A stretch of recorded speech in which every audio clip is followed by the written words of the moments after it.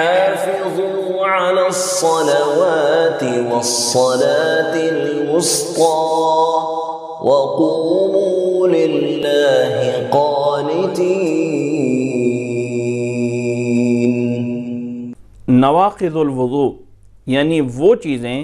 جن کی وجہ سے وضو جو ہے وہ ٹوٹ جاتا ہے۔ نواقض الوضوء میں سب سے پہلی چیز جو ہے انسان کا کسی طرح بھی انسان کے پیشاب یا پخانہ وغیرہ جو ہے وہ آ جانا، اس سے جو ہے انسان کا وضو جو ہے وہ ٹوٹ جاتا ہے۔ اللہ تعالیٰ نے فرمایا ہے قرآن مجید میں سورۃ المائدہ کی آیت نمبر 6 میں او جاء احد منکم من الغائط، تو غائط کا مطلب یہ ہے کہ انسان قضاء حاجت کی طرف گیا ہو تو اس سے وضو جو ہے وہ ٹوٹ جاتا ہے۔ اسی طرح وضو کے ٹوٹنے کے اسباب میں دوسرا سبب ہے کہ انسان کی ہوا خارج ہو جائے تو اس سے وضو جو ہے وہ ٹوٹ جاتا ہے۔ حضرت ابو ہریرہ رضی اللہ تعالیٰ عنہ فرماتے ہیں کہ رسول اللہ صلی اللہ علیہ وسلم نے فرمایا ہے کہ اللہ اس شخص کی نماز قبول نہیں کرتا ہے جو انسان بے وضو ہو جائے، یعنی احدثہ، اس کی ہوا خارج ہو جائے، اللہ تعالیٰ اس کی نماز قبول نہیں کرتا ہے یہاں تک کہ وہ وضو فرما لے، یعنی اس وجہ سے بھی انسان کا وضو جو ہے وہ ٹوٹ جاتا ہے۔ تو وضو کے ٹوٹنے کا دوسرا سبب ہے انسان کی ہوا جو ہے وہ خارج ہو جائے۔ اسی طرح وضو کے ٹوٹنے کے اسباب میں یہ سبب بھی موجود ہے کہ انسان کے مخصوص جگہ سے کچھ ایسے بھی مواد خارج ہوتے ہیں جس میں لغت پہ مذی یا ودی کہا جاتا ہے، یا عورت کے لیے کچھ ایسے خون وغیرہ جو ہے وہ جاری ہو جاتا ہے، عام خون وغیرہ جو جسے حیض اور نفاس کہا جاتا ہے، اس کے علاوہ سے اگر کسی وجہ سے کوئی پانی وغیرہ آ جاتا ہے، جیسے کوئی لوکوریا وغیرہ کی مرض ہوتی ہے، تو ایسی صورت میں وضو جو ہے وہ ٹوٹ جاتا ہے۔ آدمی سے جو پانی وغیرہ نکلتے ہیں اسے ایک مذی کہا جاتا ہے، جو جب انسان کو شہوت آتی ہے تو انسان کی مخصوص جگہ سے جو لیسدار پانی نکلتا ہے اسے جو ہے وہ مذی کہا جاتا ہے، اور اس سے وضو جو ہے وہ ٹوٹتا ہے۔ اسی طرح انسان پیشاب سے فارغ ہونے کے بعد اگر کوئی تھوڑی سی چکناہٹ نکل جاتی ہے تو اسے ودی کہا جاتا ہے، اور اس سے بھی انسان کا وضو جو ہے وہ ٹوٹتا ہے۔ اسی طرح عورت کے لیے جو ہے اگر اسے مخصوص ایام کے علاوہ جو ہے کوئی بھی ایسا پانی وغیرہ آ جائے تو اس سے وضو جو ہے وہ ٹوٹ جاتا ہے۔ حضرت علی رضی اللہ تعالی عنہ فرماتے ہیں کہ مجھے مزید جو ہے وہ بہت آتی تھی تو میں نے اللہ کے نبی صلی اللہ علیہ وسلم سے پوچھنے کے لیے ایک آدمی کو فرمایا، تو انہوں نے اللہ کے نبی صلی اللہ علیہ وسلم سے پوچھا تو آپ صلی اللہ علیہ وسلم نے فرمایا کہ اس سے وضو کر لو اور اپنے شرمگاہ کے حصے کو جو ہے وہ دھو لو، بس یہی جو ہے وہ کافی ہوتا ہے۔ اسی طرح وضو کے ٹوٹنے کے اسباب میں یہ سبب بھی موجود ہے کہ انسان بغیر کسی پردے کے اپنے ہاتھ سے اپنی شرمگاہ کو جو ہے وہ چھو لیتا ہے تو اس سے وضو جو ہے وہ ٹوٹ جاتا ہے۔ حضرت بصرہ بنت صفوان رضی اللہ تعالی عنہ فرماتی ہیں کہ میں نے رسول اللہ صلی اللہ علیہ وسلم کو یہ فرماتے ہوئے سنا کہ آپ صلی اللہ علیہ وسلم نے فرمایا تھا کہ جب تم میں سے کوئی انسان اپنے شرمگاہ کو چھو لے تو وہ اسے چاہیے کہ وہ وضو کرے، یعنی اس سے وضو جو ہے وہ ٹوٹ جاتا ہے۔ تو وضو کے ٹوٹنے کے اسباب میں یہ بھی سبب ہے کہ انسان اپنی شرمگاہ کو بغیر کسی پردے اور حائل کے چھو لیتا ہے، ہاتھ لگا لیتا ہے، تو اس سے وضو جو ہے وہ ٹوٹ جاتا ہے۔ صحیح اور راجح بات جو ہے وہ یہی ہے۔ اسی طرح وضو میں ٹوٹنے کے اسباب میں یہ سبب بھی ہے کہ انسان اونٹ کا گوشت جو ہے وہ کھا لے تو اس سے وضو جو ہے وہ ٹوٹ جاتا ہے۔ حضرت جابر بن سمرہ رضی اللہ تعالیٰ عنہ فرماتے ہیں کہ ایک آدمی نے اللہ کے نبی صلی اللہ علیہ وسلم سے سوال کیا کہ اے اللہ کے نبی صلی اللہ علیہ وسلم، کیا بکری وغیرہ کے گوشت سے کھانے کے بعد مجھے وضو کرنا چاہیے؟ آپ صلی اللہ علیہ وسلم نے فرمایا کہ تیری مرضی ہے، وضو کر یا نہ کر، اس سے کوئی فرق نہیں پڑتا ہے۔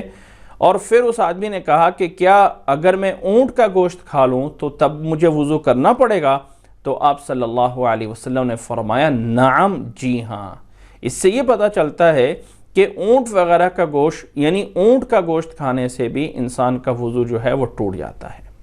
اسی طرح وضو کے ٹوٹنے کے اسباب میں یہ بھی سبب ہے کہ انسان کو نیند آ جائے۔ نیند سے، سونے سے بھی وضو جو ہے وہ ٹوٹ جاتا ہے۔ حضرت صفوان ابن عسار رضی اللہ تعالیٰ عنہ فرماتے ہیں کہ اللہ کے نبی صلی اللہ علیہ وسلم ہمیں حکم دیا کرتے تھے، ہمیں جو ہے وہ بتایا کرتے تھے کہ جب ہم سفر کی حالت میں ہوں تو اپنے موزوں پہ ہم مسح کر سکتے ہیں 3 دن تک اور 3 راتوں تک سفر کی حالت میں، اور موزوں کو نہ اتاریں پیشاب وغیرہ کی وجہ سے اور نیند وغیرہ کی وجہ سے۔ ہاں جنابت ہو جائے تو پھر اپنے موزے اتار کر ہمیں غسل کرنا ہوتا ہے۔ اس حدیث میں بول اور غائط کے ساتھ نوم کو ذکر کیا گیا ہے کہ نیند کی وجہ سے بھی انسان کا وضو ٹوٹ جاتا ہے، تو نیند یہ بھی ناقض وضو ہے۔ یہاں پہ ایک بات سمجھنا ضروری ہے کہ یاد رکھ لیں کہ عربی میں نوم اور سینتن میں فرق ہے۔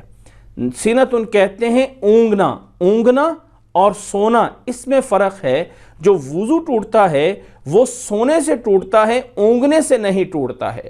جیسے اللہ تعالیٰ نے قرآن مجید میں فرمایا نا لا تأخذہ سنۃ ولا نوم،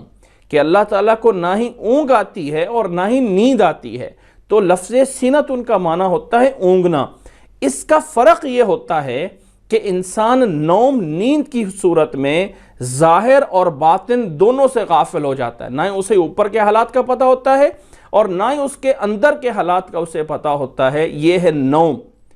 اور سینتن اونگنا یہ ہوتا ہے کہ انسان اپنے اندر سے تو غافل ہو جاتا ہے لیکن باہر کی چیزوں کو دیکھ رہا ہوتا ہے یا محسوس کر رہا ہوتا ہے۔ جو انسان اونگ رہا ہو، آپ خاموشی سے اس کے پاس جا کے کھڑے ہو جائیں تو اس کو پتہ چل جائے گا کہ اس کے پاس کوئی آدمی آ کے کھڑا ہو گیا ہے، تو اسے اونگنا کہتے ہیں۔ اور یہاں پہ یہ بھی بات سمجھ لیں کہ عموماً مشہور ہے کہ اگر انسان بیٹھ کر سوئے تو وضو نہیں ٹوٹتا ہے، اور لیٹ کر یا ٹیک لگا کر سوئے تو تب جا کے وضو ٹوٹتا ہے۔ یاد رکھ لیں کہ اس بات کے لیے کوئی ٹھوس دلیلیں نہیں ہیں۔ اللہ کے نبی صلی اللہ علیہ وسلم سے یہی راجح بات ہے کہ نوم نیند کسی صورت میں بھی آ جائے، خواہ وہ بیٹھے ہونے کی حالت میں آ جائے، خواہ وہ لیٹے ہونے کی حالت میں آ جائے، خواہ وہ کھڑے ہونے کی حالت میں آ جائے، جسے نیند کہا جاتا ہے، نوم بولا جاتا ہے، سینتن نہ ہو، صرف اونگنا نہ ہو، پوری طرح سونا ہو، تو اسے وضو جو ہے وہ ٹوٹ جاتا ہے۔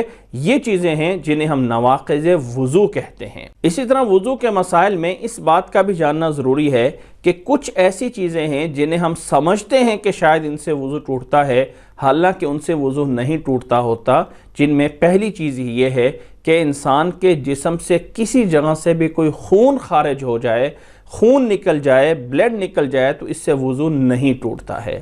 اللہ کے نبی صلی اللہ علیہ وسلم کے صحابہ کے بہت سارے واقعات ہیں جو زخمی حالت ہونے میں بھی نمازیں پڑھتے رہے، نماز کے حالت میں انہیں جو ہے وہ تیر لگتے رہے اور نماز میں جاری رہے۔ اس طرح کے بہت سارے واقعات اللہ کے نبی صلی اللہ علیہ وسلم سے ثابت ہوئے ہیں۔ اس لیے یاد رکھ لیں کہ زخمی یعنی خون نکلنے کی صورت میں کسی بھی زخم سے کوئی بھی چیز، اس سے وضو نہیں ٹوٹتا ہے۔ اللہ کے نبی صلی اللہ علیہ وسلم سے صحیح بات جو ہے وہ یہی ہے۔ اسی طرح یاد رکھ لیں کہ عام بات مشہور ہے کہ انسان کو قے آ جائے،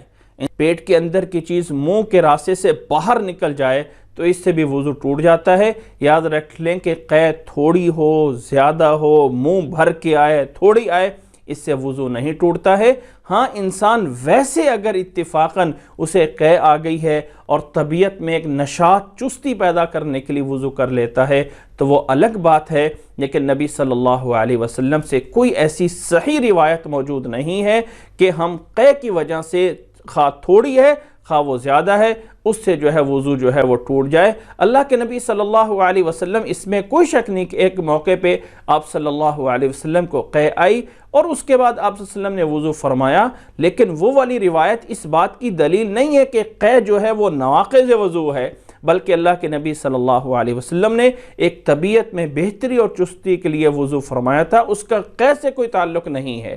اس لیے قے آنے کی وجہ سے تھوڑی ہے، زیادہ ہے، کسی بھی صورت میں ہے، اس سے وضو نہیں ٹوٹتا ہے۔